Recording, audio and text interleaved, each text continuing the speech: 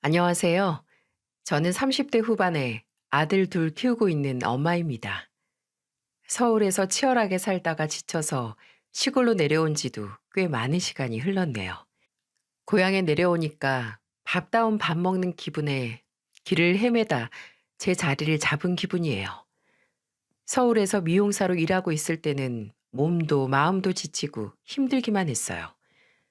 그러다 문득 이대로 한평생 서울에서 살 수는 없을 것 같다는 생각이 들어서 고향으로 내려가자고 다짐했습니다. 열심히 일하고 살다 보니까 어느덧 여기서 결혼도 하고 아들도 둘이나 키우면서 살게 됐네요. 고향에서 결혼도 하고 애들도 키우고 있는 걸 보니 이제는 정말 정착한 것 같아요. 이렇게 안정감을 느끼면서 지내는 게 꿈만 같습니다. 원래 뭐든지 처음은 다 힘들다고 하잖아요. 저는 고향에 처음 내려와서 미용실을 개업하고 동네 분위기에 적응할 때보다 결혼해서 시댁과 잘 지내려고 적응하려는 게 힘들었어요. 엄청 거창하게 딸 같은 며느리가 되겠다는 것도 아닌데 시부모님과 잘 지내는 게 정말 어려웠네요. 생각해보면 제 부모님과 아직도 가끔씩 안 맞으면 작은 다툼을 겪게 되는데 시부모와 지내는 것도 비슷한 사이 같습니다. 처음 고향에 내려와서 미용실을 개업했을 때 저의 첫 단골 손님은 남편이었어요. 군청 공무원이었던 남편은 늘 깔끔하게 머리를 다듬곤 했어요. 자주 오고 가다 보니까 서로 자주 얘기도 하게 되고 안부를 묻는 사이가 됐습니다. 저보다 2살 많던 남편과 친해지니까 동네에 또래 친구가 생긴 것 같아서 좋았어요. 남편이 성격이 모난 데가 없이 서글서글 했거든요. 친한 오빠 동생 사이로 지내면서 자주 저녁도 먹으면서 친하게 지내다 보니까 연인 사이로 발전하게 됐습니다. 남편은 친구일 때보다 연인이 됐을 때 더 다정했어요. 미용실 영업시간 마치고 끝날 때쯤이면 늘 미용실로 와서 같이 뒷정리를 해줬습니다.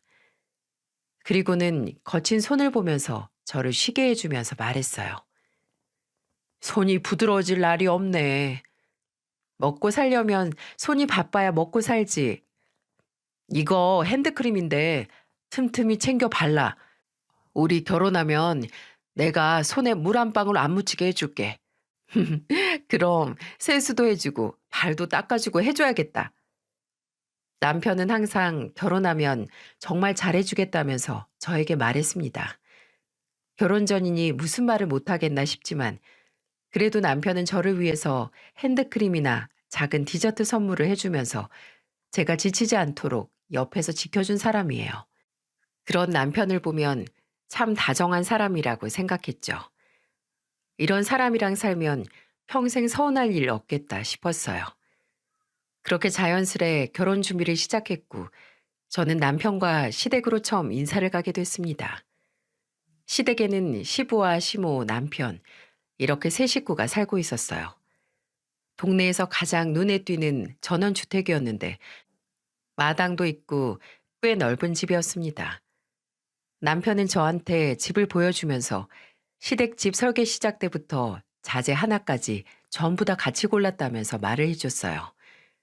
시부가 노후에는 집을 제대로 짓고 마당 있는 집에서 살고 싶다는 꿈이 있었는데 그런 시부의 로망을 남편이 옆에서 도와줘서 지어진 집이었습니다. 물론 시부의 돈으로 지어진 집이었지만 남편은 본인이 직접 설계한 집에 애착이 있었어요. 그래서 시댁에 갔을 때도 시부는 집에 대해서 자랑을 늘어놓았습니다. 이 집이 내가 평생을 꿈꾸던 집인데 우리 아들이 자재 고르는 일부터 설계까지 전부 진두지휘를 한 집이야. 남자는 이렇게 배포가 있어야 가정도 잘 꾸리고 사는 법이야. 그런 거 보면 우리 아들이 어디 빠지지 않는 사람이야. 내 아들이라서 그런 게 아니라 정말 1등 신랑감이야. 만나보니까 정말 괜찮지 않아? 괜찮은 사람이니까 저도 놓치기 싫어서 결혼하려고 이렇게 아버님, 어머님 뵈러 온 거예요. 집 지었을 때 얘긴 자주 들었는데 이렇게 와서 보니까 정말 넓네요. 그럼 여기 방이 4개고 앞에 마당도 있고 얼마나 좋은데. 아파트 살면 층간소음이다 뭐다 골치만 아프지. 단독주택이 최고야. 애들도 이런 데서 뛰어놀면 얼마나 잘 크겠어. 방도 많은데 애들 낳고 키우는 건 딱 좋지. 네? 애들을 낳고 키우다뇨? 여기서요? 여기 들어와서 사는 거 아니었어? 우린 그런 줄 알았는데. 이렇게 큰 집에서 세 식구 살다가 아들 나가면 적적할 것 같은데 어디 둘이 한번 잘 상의해봐. 집자랑을 늘어놓던 시부가 갑자기 시댁에서 아이를 낳고 키우라는 말을 하자 저는 당황스러웠어요. 시댁에 들어와서 살 거라는 생각은 안 해봤거든요. 남편도 당황한 듯한 얼굴로 대화 주제를 바꾸려고 했습니다. 그날 갑작스런 시부의 발언에 저는 무슨 얘기를 하다 나왔나 기억도 잘 안 났어요. 시부의 마음은 충분히 이해하는데 선뜻 시댁에서 다 같이 사는 게 쉽게 결정할 일은 아니지 않나요? 시댁을 나와서 남편도 저한테 이런저런 말을 하면서 너무 부담 갖지 말라고 말을 해줬습니다. 그런데 이미 들었는데 어떻게 모른 척 할 수 있겠어요? 저는 이런 고민을 먼저 결혼한 친구들한테 털어놨어요. 그때 친구들 중에서도 가장 먼저 결혼했던 친구는 저한테 이런 말을 했습니다. 시댁이랑 멀리 살수록 좋다는 말 몰라? 일단 시댁 식구랑 같은 지역 안에 있으면 그때부터 머리 아파지는 거야. 명절, 생신, 별일도 아닌 자질구레한 행사에 며느리 부르기 바쁠걸? 그리고 지금은 괜찮아도 남자는 결혼하면 갑자기 효자 된다니까? 효자가 되는 게 왜? 효자가 나쁜 건 아니잖아. 혼자서 스스로 하면 누가 뭐라 해? 갑자기 우리 부모님한테 잘해야 된다고 내 옆구리 찔러서 시댁 가게 만든다니까? 그럼 난 가서 시부모님들 선물부터 밥까지 아휴 다 챙기는 거야. 그 친구는 20대 중반에 일찍 결혼해서 이미 결혼 생활을 4년쯤 했던 친구였어요. 그 친구는 시댁 들어가서 사는 거 미친 짓이라면서 저를 말렸습니다. 이 친구뿐만 아니라 주변 사람들은 제 이야기를 들으면 다들 정신 나갔냐면서 저한테 정말 신중하게 생각하라고 할 정도였어요. 저도 좀 고민됐던 부분들이 있었고요. 서울에서 혼자 살다가 고향에 내려왔을 때 편하긴 했는데 부모님과 지내다 보니까 어쩔 수 없이 부딪히는 부분들이 있었습니다. 빨래부터 양말 벗어서 놓는 것부터가 다 부딪히는 일들이었어요. 아무래도 떨어져 살다가 같이 살려고 와보니까 부모님이랑도 사소한 일로 자주 부딪혔습니다. 그런데 우리 부모님이랑도 이렇게 부딪히며 사는데 과연 시부모님과 잘 지낼 수 있을까 의문이었어요. 게다가 엄마도 저를 보면서 제 결정을 존중하지만 내 집이 아니라도 전세 구해서 사는 게 속편할 수 있다면서 말하더군요. 그때 제 주변에서는 정말 아무도 시댁에 들어가 시댁살이 하는 걸 추천하는 사람이 없었어요.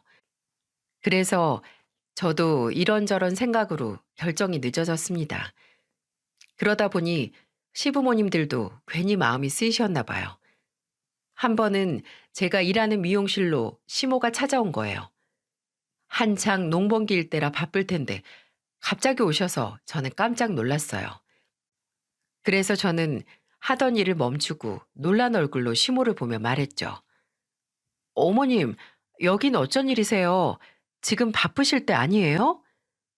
나는 그냥 너랑 밥이라도 먹고 얘기 좀 할까 해서 왔지. 전화를 하고 오시지. 일단 이쪽으로 앉으세요.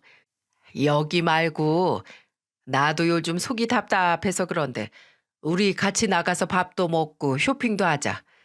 요새 바빠서 너무 막 지냈더니 나도 기분 전환하고 싶어서 내가 와서 기분 나쁜 거 아니지? 아, 아니에요.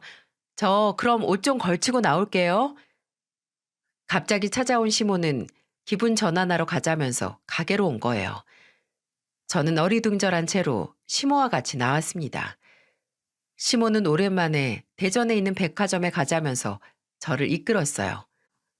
갑자기 벌어진 상황에 저는 가게 문도 일찍 닫고 시모와 대전으로 나갔어요.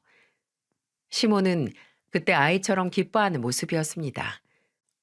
원래는 아가씨도 지금 시댁에서 같이 살았는데 시집을 가면서 경기도 수원으로 나간 거예요. 그러니 그 큰 집에서 두 분이서 쓸쓸할 것 같았어요. 시모랑 옷도 구경하고 밥도 먹으면서 즐거웠습니다. 그러다가 시모는 갑자기 명품 매장 앞에서 저를 부르더니 매장 안으로 거침없이 들어갔어요. 그러더니 저를 보면서 하나 고르라고 하는 겁니다. 너무 놀라서 저는 손살을 치면서 괜찮다고 했지만 시모는 당당한 목소리로 말했어요. 내가 정말 너니까 이렇게 비싼 거 사주는 거야. 내 딸도 이런 거 사준 적 없다니까.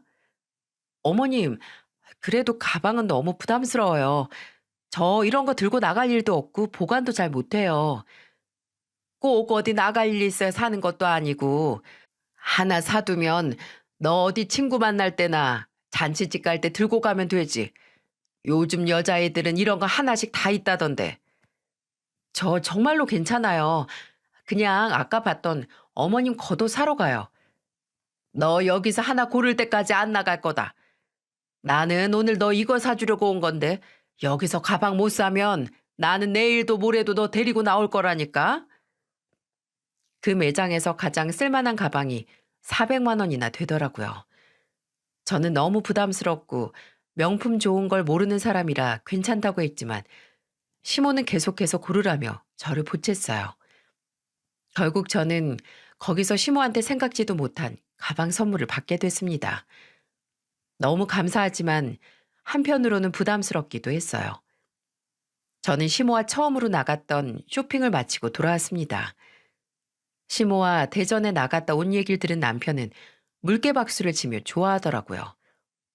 제가 시모랑 잘 지내니까 너무 좋아하는 거예요. 그런데 시모는 이날 이후로도 줄곧 저와 같이 여기저기 다니며 지냈어요. 그러다가 시모와 같이 치킨에 맥주를 하면서 시모의 진심 어린 말을 듣게 됐습니다. 시모는 맥주를 한잔하며 저한테 말했어요. 내 식구 살 때 참 좋았는데 에휴, 딸이 시집가고 나니까 집안도 허전하고 마음도 뒤숭숭했어. 그렇다고 우리 남편이 살거한 성격도 아니라 나 혼자 얼마나 외로웠는데 든자리는 몰라도 난자리는 안다고 집이 아주 허전해. 시골에서 농사짓는 남자라 그런지 어찌나 이기적인지 몰라. 나는 그래서 네가 결혼해서 같이 살면 얼마나 좋을까 생각 많이 했다. 저도 어머님이 이렇게 먼저 손 내밀어 주시니까 걱정되는 부분도 많이 사라진 것 같아요. 제가 먼저 어머니께 살갑게 했던 거 아닌가 싶기도 하고 마음이 좀 쓰였어요. 아니야. 내가 원래 우리 딸 같이 살 때도 자주 나갔어. 그러니까 걱정 마. 나는 정말 네가 딸 같아서 그래. 저는 그렇게 시모와 가까워졌고 막역한 사이가 되다 보니까 시댁으로 들어가서 사는 게 괜찮을 것 같다는 생각이 들기 시작했어요. 왜냐하면 저도 결혼하면 아이들을 자유롭게 뛰어놀게 하면서 키우고 싶었거든요. 괜히 한창 클 나이에 뛰지 마라, 조용해라 하고 키우는 것보다 정말 시골에서 커야 한다면 주택에서 풀냄새, 흙냄새 맡으면서 크게 하고 싶었습니다. 그래서 저는 나중에 애들 생각해서라도 시댁에 들어가기로 결정했어요. 가게를 하면서 애들 키우려면 시부모님이 같이 돌봐주면 도움이 될 것 같았거든요. 그렇게 저와 남편은 시댁에 들어가서 살기로 결정한 뒤로 순조롭게 결혼 준비를 시작했고 양가 어른들의 축복 속에 결혼을 하게 됐어요.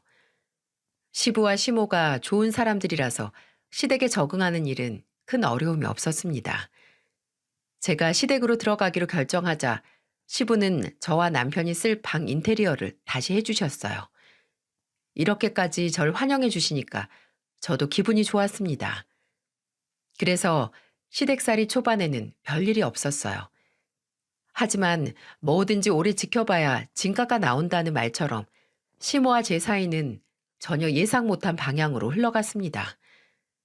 결혼 전 그렇게 가방까지 사주면서 딸 같은 며느리라면서 저를 올려쳐주던 시모는 달라지기 시작했어요.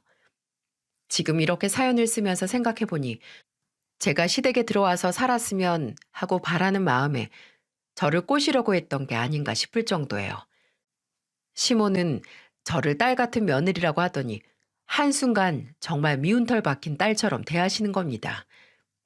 그래도 시부는 제가 불편할까봐 정말 세심하게 챙겨주셨어요. 시부는 농사일에 소까지 키우느라 늘 허리 한번 못 펴고 바빴습니다.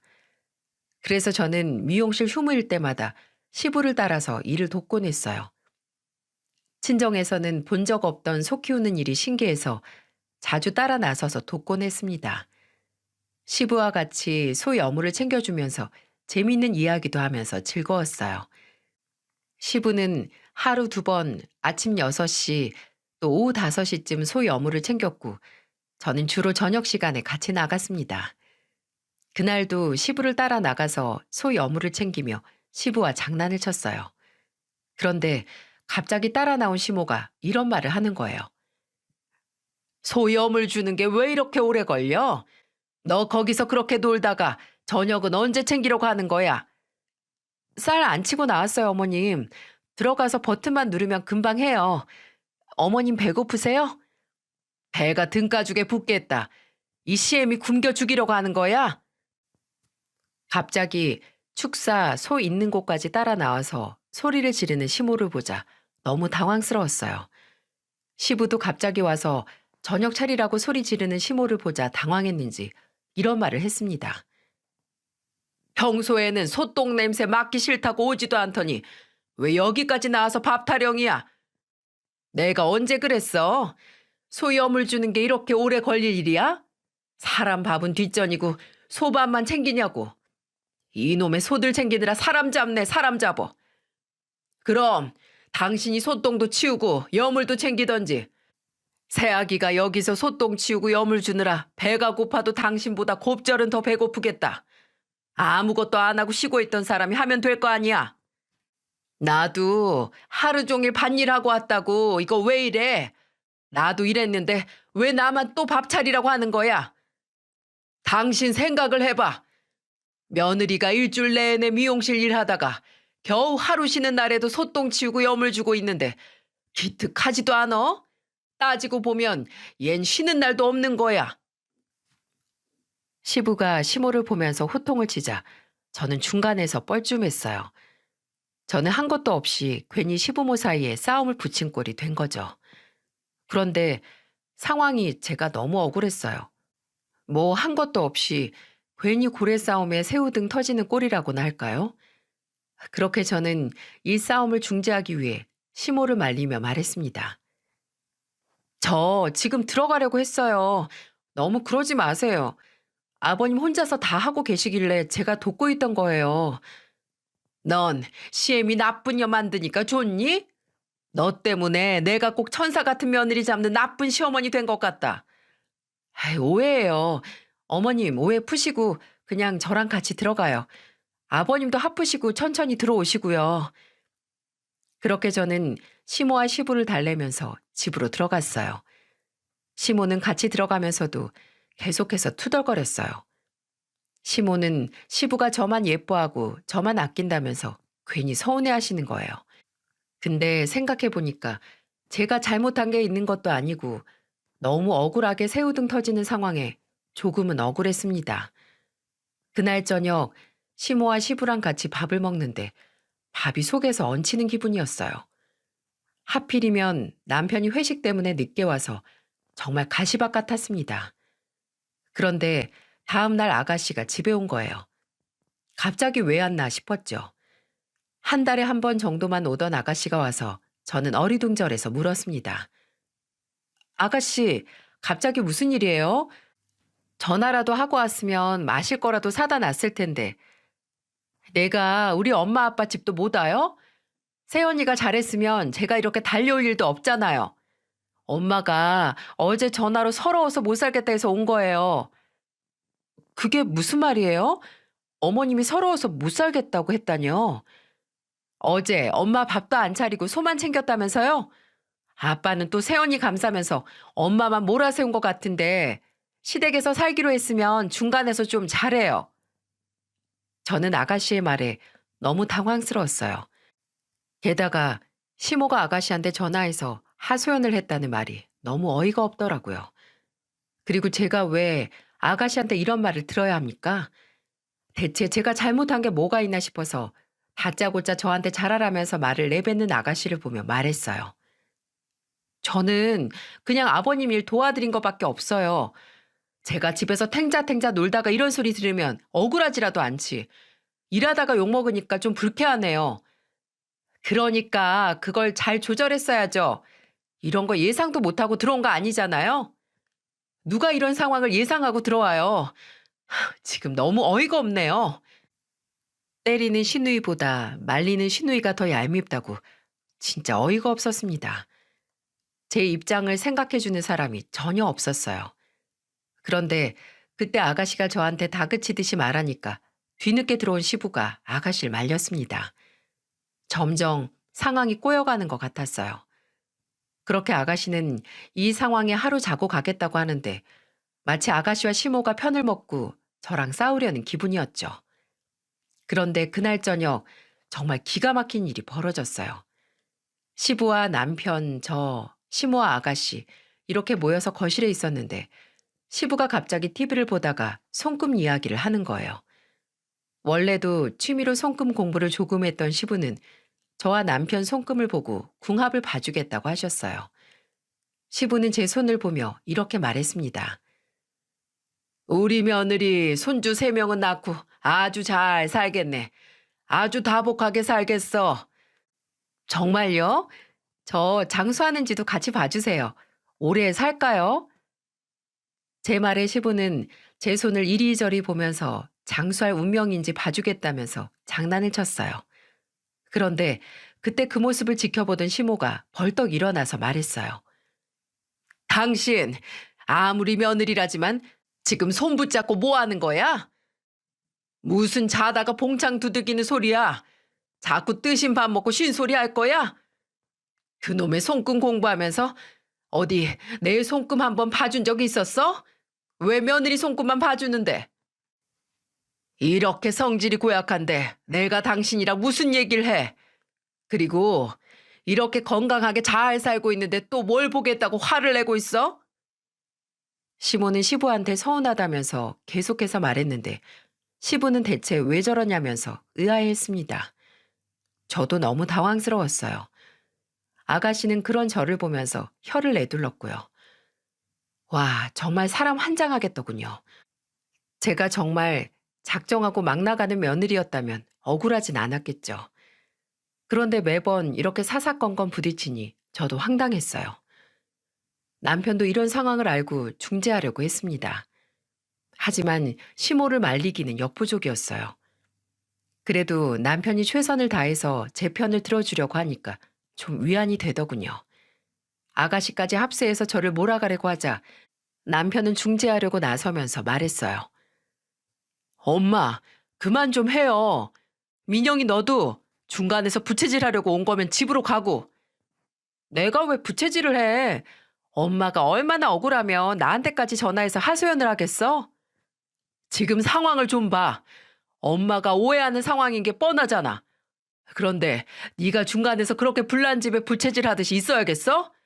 그만 좀 하고 너도 다시 수원으로 가. 남편은 아가씨를 집으로 보냈어요. 아가씨는 억울하다는 듯이 말했지만 남편이 집으로 가라는 말에 투덜거리면서 시댁을 떠났습니다. 저는 정말 이 말도 안 되는 상황에 억울했어요. 제가 작정하고 시모를 욕먹이려고 한 듯 보이시나요? 그래도 시간이 흐르면 괜찮겠지 싶었어요. 하지만 시간이 흐를수록 감정의 골만 깊어졌습니다. 티격태격하면서 지내다 보니 제가 아들을 둘이나 낳고 살았네요. 그동안 참 별의별 일이 많았습니다. 이렇게 살고 있는 게 꿈만 같을 정도였어요. 그런데 가만 보면 늘 시부가 절 생각해서 무언가를 해주면 시모가 저를 꾸짖듯이 하는 말부터가 시작이었어요. 제가 첫째를 낳고 둘째를 임신했을 때 일이었습니다. 임신 중에도 미용실을 열고 영업을 했는데 시부가 제 손이 거칠어 보인다면서 어디서 화장품에 핸드크림까지 사왔었어요. 결혼 전에 남편이 늘 제가 보통 여자 손답지 않게 거칠다면서 걱정하듯 사오던 모습이 생각났습니다. 남편이 자상한 게 다 시부를 닮아서 그렇다고 생각했어요. 저는 시부가 농사일을 하면서 정신 없었을 텐데도 절 생각해서 사다 주시는 게 너무 감사했습니다. 그래서 저는 시부가 건네준 종이 가방을 건네받으며 기뻐했어요. 아버님, 바쁘실 텐데 언제 나갔다 오셨어요? 그냥 좀 쉬시지 그랬어요. 임신한 몸으로 일하느라 네 거는 잘 못 챙길 것 같아서 내가 챙겼지. 몸 힘들면 좀 쉬지. 그렇게 미용실 열어야겠어? 동네 장사고 단골 장사라서 오래 쉬면 안 좋아요. 고생이 많다. 부모가 되는 게 쉬운 일이 아니지. 이거 잘 쓰면서 네 몸도 잘 챙겨. 아버님은 제가 평소에 쓰던 로션에다가 튼살 크림에다가 정말 많이도 사오셨어요. 하나씩 보면서 감탄하는데 갑자기 시모가 와서는 종이 가방을 뺏어들면서 시부를 보면서 소리쳤어요. 나한테는 옷 한 벌도 안 사오는 양반이 며느리 쓰는 건 이렇게 챙겨주는 게 말이 된다고 생각해? 당신은 또 왜 그래? 당신도 필요하면 사다 입으면 될 거 아니야. 내가 돈 쓴다고 뭐라고 한 적 있어? 며느리 거 사러 나간 김에 내 옷이라도 하나 사오면 좋잖아. 당신이 임신했어? 당신 며느리 지금 둘째 임신해서 몸도 무거운데 얼마나 힘들겠어. 그걸 가지고 곱게 보지 못하고 참, 별 시덥잖은 일에 화도 잘 낸다. 내가 진짜 기가 막혀서 내가 이러니까 평생을 같이 사는데도 혼자 사는 것처럼 외롭다고 하는 거야. 됐어. 늙어서 노망이 났나. 얼른 그거 며느리 줘. 시부는 시모한테 호통을 쳤고 시모는 갑자기 화내는 시부를 노려보다가 들고 있던 종이 가방을 저한테 던지듯 주고는 방으로 들어가는 거예요. 그런데 하필이면 그때 아가씨가 와 있던 게 화근이었습니다. 아가씨는 제가 시댁에 들어오고부터 시모가 서운한 일이 많아졌다고 괜히 저를 미워했어요. 그날 시부가 제 편을 들면서 화를 내니까 시모는 괜히 심술이 난 거예요. 저녁에 샤워를 하고 있는데 갑자기 찬물만 나오는 거예요. 너무 당황스러워서 남편 불러서 온수가 안 나온다고 말했죠. 남편이 봐주겠다고 말하고 다시 온수가 나오기 시작했어요. 그런데 또 얼마 안 가 찬물만 나오길래 뭐가 고장이 났나 싶어서 얼른 대충 씻고 나왔습니다. 대충 씻고 나오는데 남편이 아가씨랑 싸우고 있는 거예요. 저는 무슨 일인가 싶어서 옷을 챙겨 입고 거실로 나갔습니다.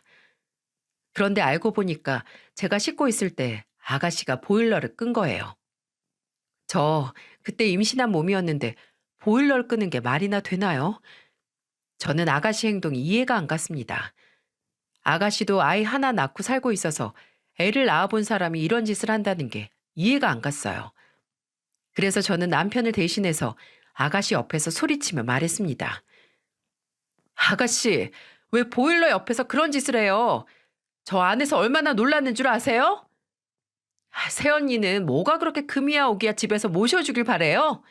시댁에 살면 어느 정도는 불편도 감수해야죠. 내가 가만 보니까 새언니가 이 집의 왕처럼 있는 것 같네요. 무슨 왕이라는 거예요? 지금 저 너무 몰아붙이는 거 아니에요? 시댁 살면서 시아버지가 잘해주니까 아주 천군 만마라도 얻은 것 같죠? 그리고 그렇게 대접받고 살면 시댁에서 눈치는 좀 보고 살아야 할 거 아니에요? 혼자 편하게 살려고 하는 게 답답해서 그래요. 답답해서. 세상에 시댁에서 집안일 돕고 사는데 제가 뭐가 편하게 산다는 거예요? 저도 독립해서 남편이랑 제 아들만 챙기고 살면 편해요. 시부모 모시고 사는 게 편해 보이면 아가씨도 가족들 다 데리고 와서 살아요. 그러면 공평하겠네요. 사위 사랑은 장모라는데 들어와서 살면 공평하겠어요. 저는 아가씨를 보면서 공평하게 살자면서 소리쳤어요. 그러자 아가씨는 얄미워 죽겠다면서 소리치더군요. 그때 이후로 아가씨랑은 엄청 유치하게 싸우기 시작했습니다. 저는 여동생이 있었는데 정말 제 여동생이랑 크면서도 그렇게 유치하게 싸워본 기억이 없네요. 그런데 나이 먹고 시댁에서 살다 보니까 가끔씩 아가씨랑 정말 애들처럼 싸웠어요. 아가씨가 저 씻을 때 보일러 끄면 저도 함께 끄고 같이 맞대응했습니다. 그뿐만이 아니었어요. 아가씨가 제 신발을 몰래 감추고는 자기는 모르는 일이라면서 이러는 거예요. 마당에 강아지가 유독 새언니 신발만 냄새 맡던데요. 그러니까 좀 씻어요. 임신했다고 풀어지니까 걔가 친구인 줄 알고 달려들잖아요. 진짜 너무 얄미워서 친동생이었으면 저 입을 꼬집어주고 싶었습니다. 저는 아랑곳하지 않고 아가씨 신발을 똑같이 마당에 있는 개집 뒤에 숨겼어요. 제 신발 마당에서 찾아오면서 아가씨 신발 던져주고 왔습니다. 그러면 아가씨는 자기 신발 찾아오면서 괜히 저한테 화를 내는 거예요. 그래서 저는 아무것도 모른다는 듯 아가씨를 보며 말했죠. 아가씨, 아무리 친정이라지만 너무 편하게 오는 거 아니에요. 좀 씻고 다녀요. 동네 개들이 친구하자고 다 쫓아오겠네요. 신발에서 냄새가 얼마나 나면 개가 물어가요? 저는 아가씨를 똑같이 골탕 먹였어요. 아가씨는 분한 얼굴로 저를 노려보고 저는 통쾌하게 웃었습니다. 아가씨가 유독 시모랑 친해서 저를 은근히 미워했어요. 원래 딸이랑 엄마는 나이 들면 자식이 아니라 친구 같다고 하죠. 그래서 그런지 둘이서 맨날 저만 가지고 난리였어요. 그래도 남편과 시부가 중간에서 중재를 하려고 애써서 잘 지낼 수 있었습니다. 그 후 저는 둘째도 낳고 네 식구 단란하게 시댁에서 잘 적응해 나가고 있었어요. 시모가 계속 저한테 트집을 잡으면 남편이 그때마다 시모를 말리면서 말했죠. 엄마, 왜 아버지가 며느리 챙겨주시는 것 같고 화를 내는 거야? 아버지가 미용실 손님들도 얼마나 많이 데려왔는데. 그리고 거기서 며느리 자랑도 입이 마르고 닳도록 한다고. 그러니까 아내도 아버지한테 그만큼 잘하잖아. 어머니가 이렇게 트집을 아무리 잡아도 어머니한테도 얼마나 잘해. 제발 그만 좀 하고 그냥 잘 좀 지내자. 나 진짜 머리 아파서 못 살겠어. 남편이 정말로 한 번은 참다 못해서 하소연하듯 시모한테 말했습니다. 하지만 시모는 그마저도 단단히 삐졌어요. 저야말로 억울해 죽을 것 같았습니다. 그래도 저한테는 이렇게 칼 같아도 손자들은 엄청 예뻐하셨어요. 그러니 저도 그냥 시댁에서 버틸 수 있던 것 같아요. 제가 볼 때 시모는 그저 시부한테 서운한 게 쌓여서 저한테 질투를 하는구나 생각했습니다. 남편도 그걸 알아서 시부한테 시모 좀 챙겨주라고 눈치를 줘도 시부는 별일 없이 이렇게 살았는데 갑자기 챙겨주는 것도 부끄럽다면서 말했어요. 참, 시모가 삐질 만도 하다 싶었지만 답답함은 계속 남아 있었어요. 그런데 한편으로 시모가 삐질 만도 했던 게 시부는 제가 아들을 둘이나 낳으니까 저한테 중형차까지 뽑아줬어요. 저는 너무 감사해서 고맙다 하는데 시모는 또 그걸 보고는 화를 내면서 말했습니다. 나는 차 바꿔달라 해도 안 바꿔주면서 며느리만 새 차를 사줘? 지금 당신 차 잘 굴러가잖아. 며느리는 차도 없고 애들 데리고 다니려면 힘들까봐 그래서 사주는 거야. 나는 1톤 트럭 타고 다니는 게 편해서 타는 줄 알아? 당신은 승용차라도 타고 다니지. 나는 끌고 다니는 게 트럭 아니면 경운기라고. 당신 차 놔주고 당신이 트럭 끌고 다니던지. 이 사람이 갑자기 왜 이래? 그동안 잘만 타놓고. 그래, 그럼 내 차 끌고 다녀. 트럭 놔주고. 하여튼 저 사람은 나중에 나이 들어서 죽는 게 아니라 배 아파서 죽을 거야. 시부는 시모를 놀리듯이 말했지만 시모는 정말 단단히 삐진 것 같았습니다. 와, 정말 중간에서 미치는 줄 알았네요. 물론 아버님 마음이야 잘 알죠. 하지만 시모가 이런 식인데 제가 편히 탈 수 있겠습니까? 그래도 아들 둘이나 키우면서 시골에서 차 없어서 힘들었는데 시부의 배려로 편해지긴 했어요. 저는 감사한 마음에 시부모님께 더 잘하려고 생각했습니다. 시댁에서 생활도 적응되니까 이제는 시모가 화를 내도 그냥 그런가 보다 하고 넘길 정도였어요. 하루 이틀도 아니고 어떻게 매번 반응하고 살겠어요?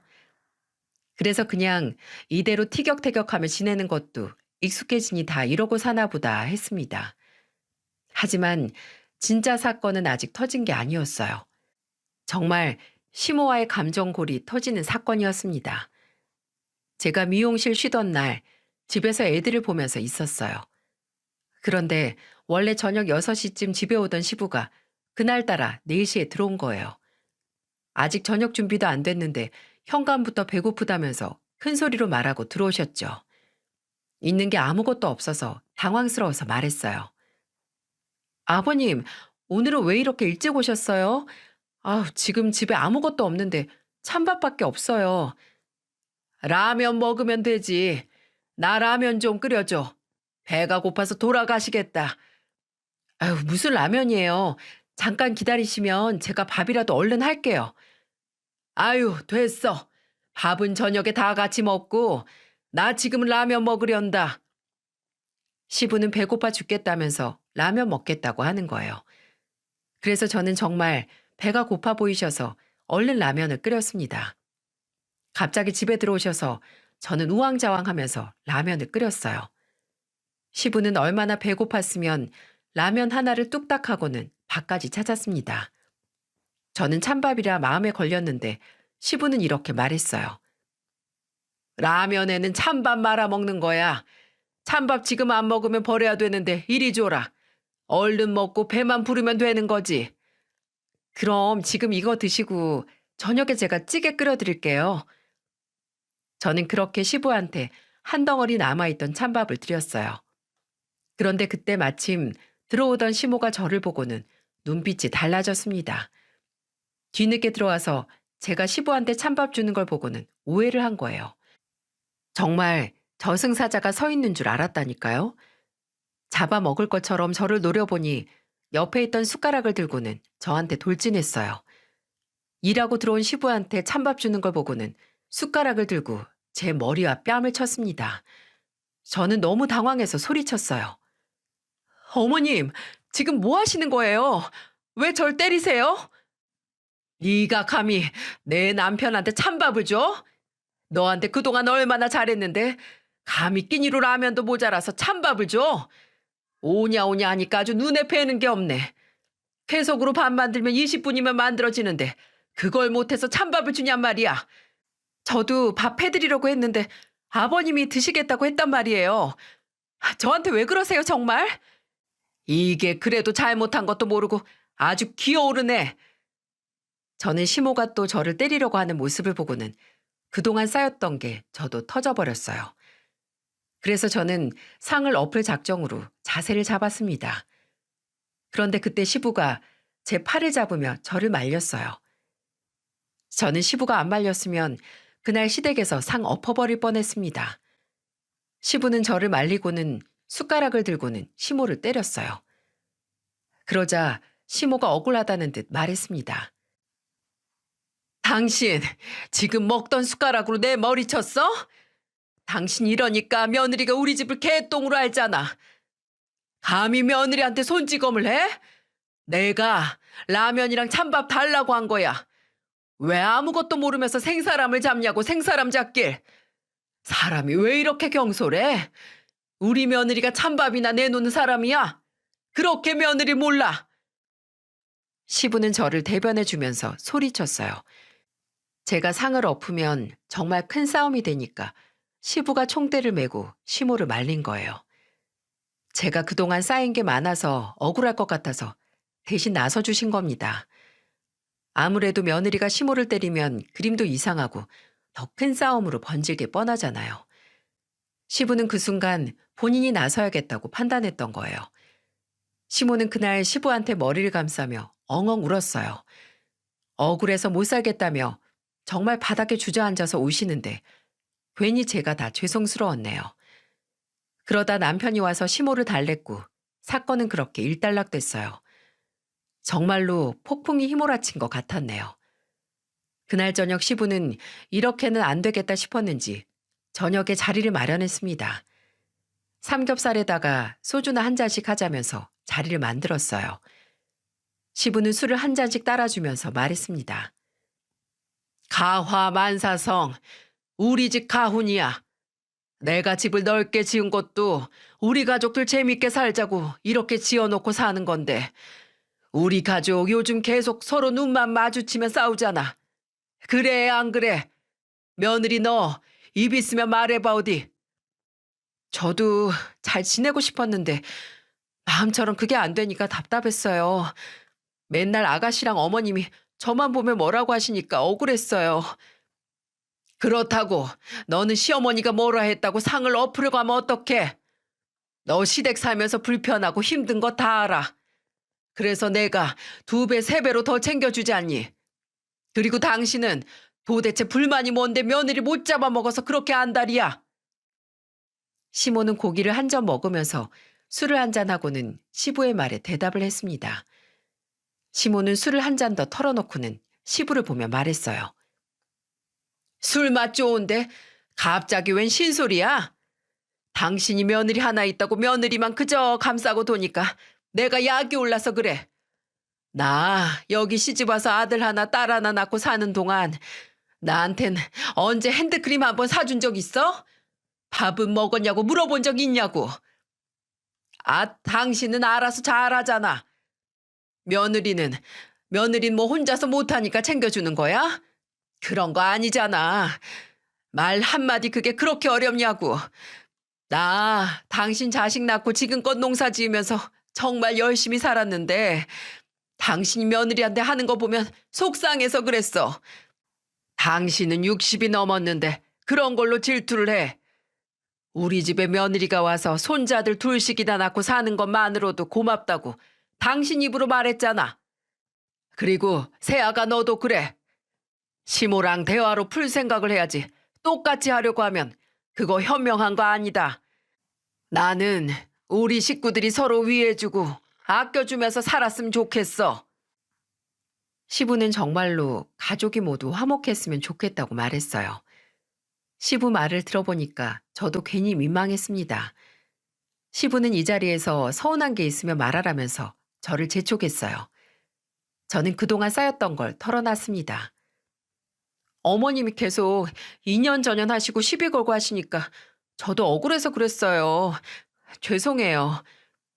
내가 너 때문에 그동안 얼마나 속이 터졌는 줄 알아? 시모는 제 말에 갑자기 화를 냈고 남편은 시모를 말리면서 지금 화해할 거 아니면 말도 꺼내지 말라고 말했어요. 그 모습을 보고 시부는 좋은 생각이 났는지 시모와 저를 보면서 말했어요. 지금 이 자리에서 둘이 화해해. 여기서 못 풀면 각각 다 따로 살아. 며느리는 나가 살고 당신도 짐 싸서 나가. 나는 내 집에서 분란 나는 거 더 이상은 못 봐. 여보, 내가 지금 나갈 데가 어딨어. 나가서 길바닥에서 살란 소리지. 아버님, 저희도 당장 내 식구 어디로 가요? 그렇게 시부의 불호령에 다급해진 저와 시모는 걱정스러운 소리를 했네요. 그러자 시부는 갑자기 카드를 하나 꺼내놓으며 말했습니다. 그럼 둘이서 안면도 다녀와. 무조건 1박 2일이야. 거기서 둘이 여행도 하고 죽이든 살리든 나 없는 곳에서 단판을 짓고 와. 저는 갑작스러운 시부의 제안에 당황스러웠어요. 시모도 당황한 듯한 얼굴로 저를 쳐다봤어요. 시부는 계속해서 안면도 가서 결판 짓고 오라면서 부추겼습니다. 결국 저는 시모와 어색한 여행길에 올랐어요. 미리 예약해둔 숙소에 짐을 풀고 시모와 바깥 구경을 좀 하다가 저녁은 둘이서 우럭 매운탕에 간장게장까지 있는 곳에서 외식을 했습니다. 소주를 시키고는 시모와 허심탄회하게 말했어요. 시모는 저를 보면서 말했습니다. 나 때문에 그동안 쌓인 게 많지? 내가 네 시아버지한테 서운한 걸 괜히 너한테 화낸 것 같아서 미안하다. 저도 어머님 마음 몰라드리고 제 고집대로 말해서 죄송해요. 시골 아저씨가 나랑 살 때는 몸빼바지 하나 자기 손으로 안 사오더니 너한테는 화장품에 먹을 거에 다 사주니까 나도 화가 났어. 그냥 남편한테 서운했는데 괜히 너한테 화냈다. 그래도 너 은근 시아버지만 챙겼잖아. 그치? 저도 더 챙겨주는데 당연히 아버님 먼저 손이 갔죠. 어머님은 맨날 2년 전년 하는 사람한테 뭘 더 주고 싶으세요? 미운 놈 떡 하나 더 주라는 말도 몰라? 내가 며느리 눈치나 보고. 어머님, 그럼 우리 여기서 서로한테 서운한 거 딱 3개씩만 적어요. 그리고 그 3개는 집으로 돌아가셔도 서로 신경 써서 조심하면 되잖아요. 시모는 저의 제안에 그러자고 수긍했고 저는 가게 사장님께 메모지와 볼펜 2개만 달라면서 말했어요. 그리고 건네받은 메모지와 펜을 시모와 한 장씩 나눠 갖고는 3가지를 써 내려갔습니다. 저는 시모한테 서운한 거 3가지를 이렇게 썼어요. 1. 아가씨만 챙겨주지 말고 며느리 생각도 해주기. 2. 아가씨 시댁에 오면 며느리까지 셋이서 대화하기. 3. 머리는 며느리 미용실에서만 하기. 저는 시모가 그동안 제 미용실로 안 오고 다른 집으로 가는 게 내심 서운했거든요. 그래서 저는 제 미용실에 와달라고 썼어요.